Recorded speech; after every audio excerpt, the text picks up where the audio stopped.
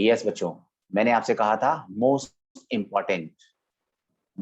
Important mechanism, तो heading लिखो mechanism of substitution reaction. Topic पढ़ रहे हैं मैकेनिज्म ऑफ सब्स्टिट्यूशन। अब बच्चों यहां जो ये सब्स्टिट्यूशन रिएक्शन है, इसको हमने नाम दिया न्यूक्लियोफिलिक सब्स्टिट्यूशन रिएक्शन। ये जो न्यूक्लियोफिलिक सब्स्टिट्यूशन रिएक्शन है, ये दो तरह का मैकेनिज्म फॉलो करती है। Nucleophilic substitution reaction.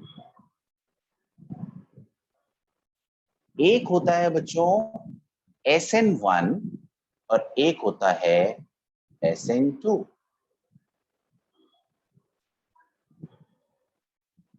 SN1 and SN2। SN1 SN2 क्या मतलब होता है इसका? SN1 होता है बच्चों, S मतलब सब्स्टिट्यूशन, N मतलब न्यूक्लियोफिलिक, 1 मतलब यूनिमोलिक्यूलर। सब्स्टिट्यूशन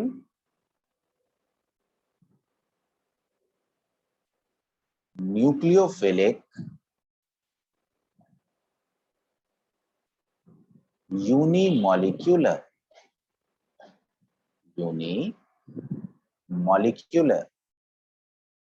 और जहां पर बच्चों 2 हो, नाम वही है सब्स्टिट्यूशन न्यूक्लियोफिलिक, और 2 का मतलब bimolecular. Substitution nucleophilic and bimolecular. तो आज हम मैकेनिज्म पढ़ेंगे। शुरुआत करेंगे सब्स्टिट्यूशन न्यूक्लियोफिलिक यूनिमोलिक्यूलर से। इसमें क्या होगा बच्चों? SN1 जैसे हमारा एक रिएक्टेंट है, रिएक्टेंट ले लेते हैं बच्चों कोई tertiary halide CH3 3C and X। ये एक हैलाइड है, इस हैलाइड ने हटना है और एक स्ट्रॉन्ग न्यूक्लियोफाइल आना है। चलो सबसे पहली रिएक्शन में स्ट्रॉन्ग न्यूक्लियोफाइल हमने OH माइनस आयन लिया था, तो OH माइनस आयन आना है। तो ये एरो पे हमने OH माइनस आयन लिख दिया। किसने दिया? NaOH ने दिया या KOH ने दिया। अब बच्चों ये जो X है, सिर्फ इस न्यूक्लियोफाइल की प्रेजेंस मात्र से first this pair of electron is taken up by this halogen and it will produce carbocation। ये बन गया carbocation CH3 whole 3 C plus and X minus।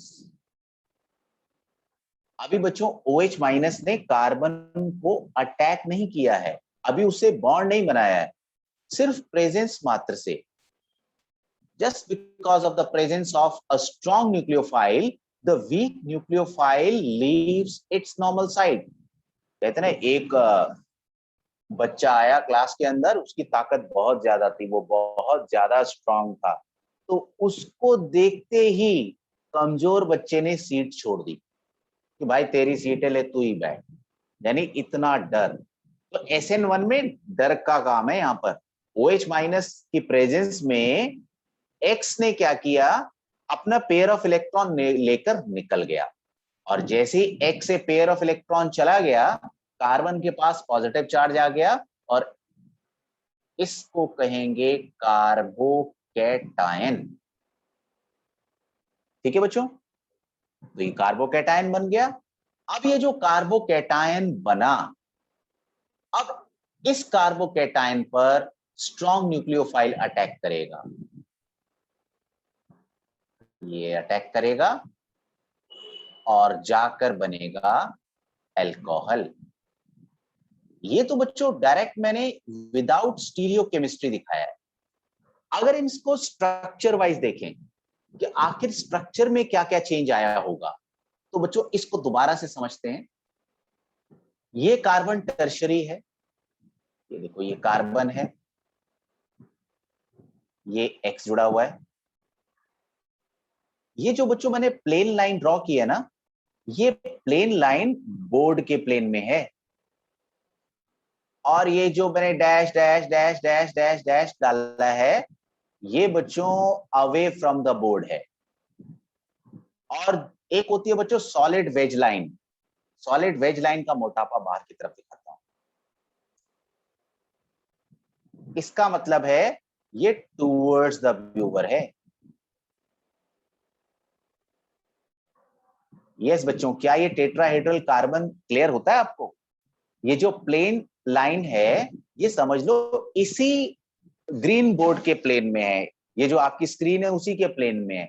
ये जो सॉलिड वेज लाइन है, जो थिक लाइन है, that is showing CH3 is projecting towards the viewer. और ये जो डैश डैश डैश लाइन है, स्प्रिंग जैसी दिख रही है, that is showing the CH3 away from the viewer. क्या बच्चों टेट्राहेड्रल स्ट्रक्चर क्लियर होता है? थम्स अप का साइन बनाना कि अगर क्लियर है तो, कि हाँ ये टेट्राहेड्रल कैसे है, क्योंकि मैंने एक प्लेन में ड्रॉ किया है। ये क्लियर है? ठीक है। अब मैंने कहा कि जैसे ही हम कोई स्ट्रॉन्ग न्यूक्लियोफाइल नजदीक लेकर आते हैं, ये X माइनस निकल जाएगा। अभी ये कार्बन का टेट्राहेड्रल एंगल था 109 डिग्री और 28 मिनट। 4 बॉन्ड थे, चारों बॉन्ड एक दूसरे को रिपेल करेंगे, तो इक्वल डिस्टेंस 109 डिग्री और 28 मिनट ही बनेगा। मगर बच्चों जब हैलाइड आयन यहां से गायब हो जाएगा, तब कार्बोकैटायन के सिर्फ 3 एंगल बचेंगे। तो क्या आप मुझे बता सकते हो 3 एंगल एक दूसरे से फारदेस्ट अगर हो तो कितने एंगल पर सेट करेंगे या करने चाहिए? दोबारा बोलो, कितना कहा बेटा? Sir 120 degree. Correct answer 120 degree. तो ये देखो, ये बना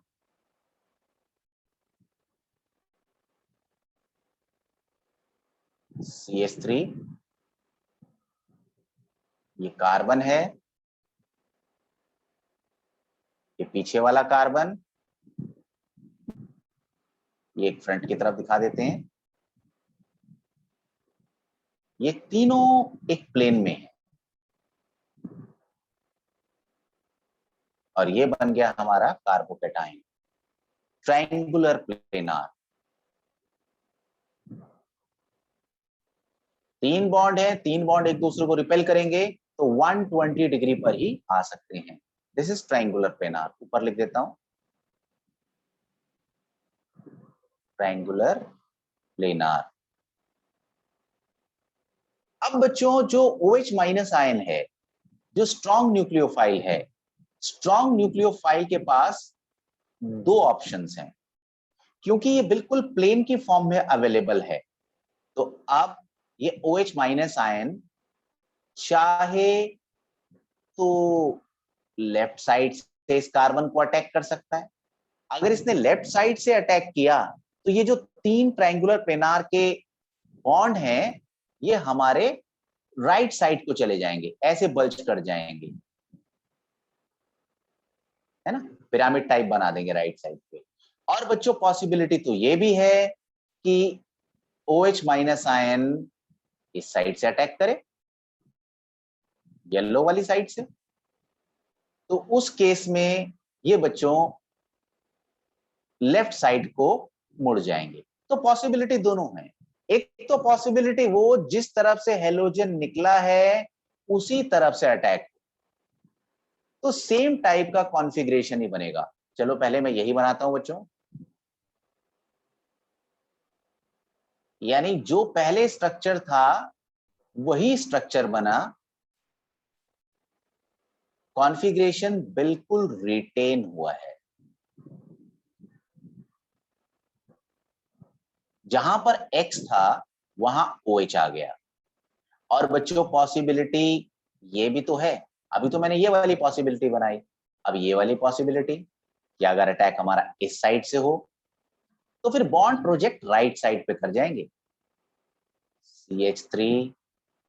अब ये स्प्रिंग वाला बॉन्ड उचक के दूसरी साइड को आ गया,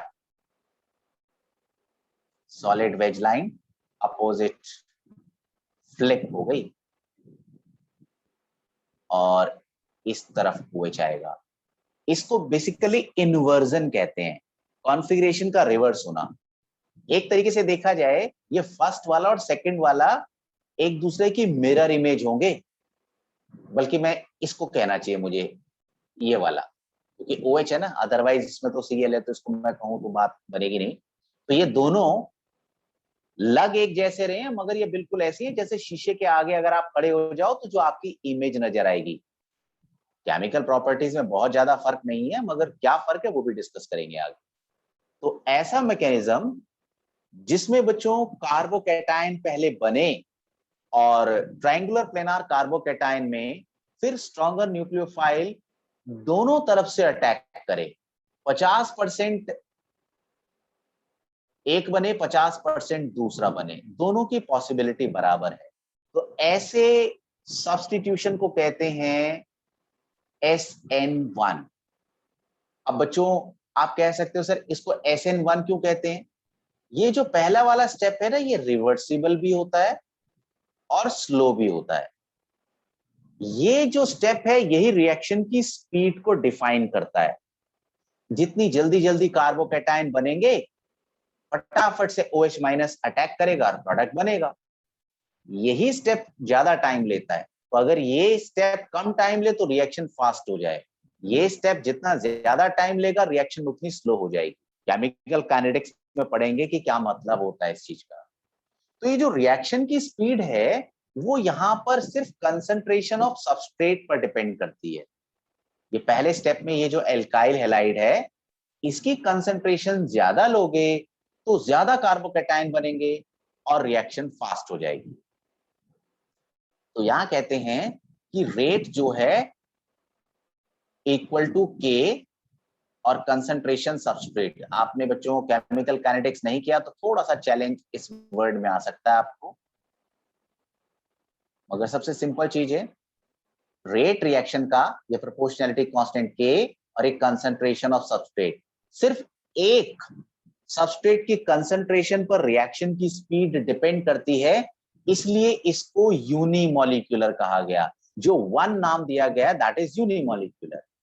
सब्स्टिट्यूशन क्यों दिया गया? क्योंकि X हट रहा है और OH आ रहा है, that is a substitution reaction. एक न्यूक्लियोफाइल है जो वीकर न्यूक्लियोफाइल X को हटाता है, so it was named as nucleophilic substitution and at last it is called as unimolecular, क्योंकि इस सब्स्टिट्यूशन की स्पीड सिर्फ इस सबस्ट्रेट की कंसंट्रेशन, सिर्फ एक सबस्ट्रेट की कंसंट्रेशन पर डिपेंड करती है, इसलिए इसका नाम न्यूक्लियोफिलिक सब्स्टिट्यूशन यूनिमॉलिक्यूलर कहा गया। ये सब्स्टिट्यूशन कब फॉलो होगा? ये सब्स्टिट्यूशन जब फॉलो होगा जब कार्बोकैटायन जो इंटरमीडिएट बनता है वो स्टेबल बनेगा। Greater the stability of carbocation, more will be the chances of its formation and more likely the reaction will undergo SN1। जितना कार्बोकैटायन की स्टेबिलिटी ज्यादा होगी उतना इस रिएक्शन के होने के चांस ज्यादा होंगे, उतना कार्बोकैटायन बनेगा और रिएक्शन आगे कैरी होगी। तो बच्चों 1 डिग्री 2 डिग्री और 3 डिग्री में कौन सा एल्काइल हैलाइड SN1 बड़ी जल्दी जाएगा? कोई भी अगर एक बोला तो मुझे समझ में आएगा कनेक्शन डेवलप हुआ, वरना कुछ ना कुछ तो दिक्कत है। 1 डिग्री 2 डिग्री और 3 डिग्री हैलाइड में कौन सा SN1 जाएगा? किसका कार्बोकैटायन ज्यादा स्टेबल होगा? 1 डिग्री का, 2 डिग्री का या 3 डिग्री का? क्या कहते हो बच्चों, any guess? 3 degree. Correct answer 3 degree का। 3 डिग्री कार्बोकैटायन में जब बच्चों 3 मिथाइल ग्रुप इलेक्ट्रॉन रिपेल करते हैं तो कार्बन पे पॉजिटिव उतना ही न्यूट्रलाइज हो जाता है और वो उतना स्टेबल हो जाता है। तो बच्चों मेरे ख्याल से आज आप इसको यहीं तक करो। मैं ये वाली रिकॉर्डिंग भी आपको भेज देता हूँ क्योंकि टूट टूट कर वीडियो बनाया आज आपका, और इसके आगे लिखने का समय भी नहीं है। सर आप रिकॉर्डिंग भेजेंगे, शायद सब इसलिए लीव कर गए पहले ही। हाँ हाँ, या तो मैं आप कहूँगा मैं रिकॉर्डिंग भेजूंगा ही नहीं। चलो कोई बात नहीं, अभी मैं भेजता हूँ रिकॉर्डिंग को, फिर मिलते हैं बच्चों नेक्स्ट क्लास में और ये लिखते हैं इसको आगे। सर बात ओके बच्चों।